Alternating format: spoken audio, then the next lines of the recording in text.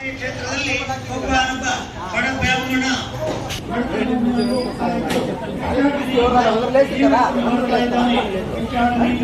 ಜೀವನವನ್ನು ಮಾಡುವಾಗ ಅವನ ಭಕ್ತಿಗೆ ಮೆಚ್ಚಿ ಪರಮಾತ್ಮನು ವೃದ್ಧ ಬ್ರಾಹ್ಮಣ ಸ್ವರೂಪಿಯಾಗಿ ಸ್ವರೂಪದಿಂದ ಬಂದು ಸತ್ಯನಾರಾಯಣ ವ್ರತದ ಒಂದು ಮಹತ್ಮೆಯನ್ನು ಕಲಿಸಿ ಆ ಸತ್ಯನಾರಾಯಣ ವ್ರತವನ್ನು ಮಾಡು ಅಂತ ಹೇಳಿ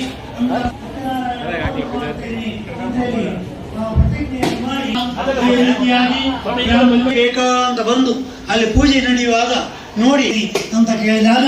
ನೀನು ಕಂಡ ಹಾಗೆ ನಾನು ಬಡವನಾಗಿದ್ದೇನೆ, ಸತ್ಯನಾರಾಯಣ ಸ್ವಾಮಿಯ ವ್ರತ ದಶೆಯಿಂದ ಸ್ವಾಮಿ ನಾನು ಬಡವ, ನಾನು ಕೂಡ ಮಾಡಬಹುದೇ ಅಂತ ತದ್ ವಿಧಾನವನ್ನ ತಿಳಿದುಕೊಂಡು ಬಂದ ಎಂದ ಹೇಳ್ದ.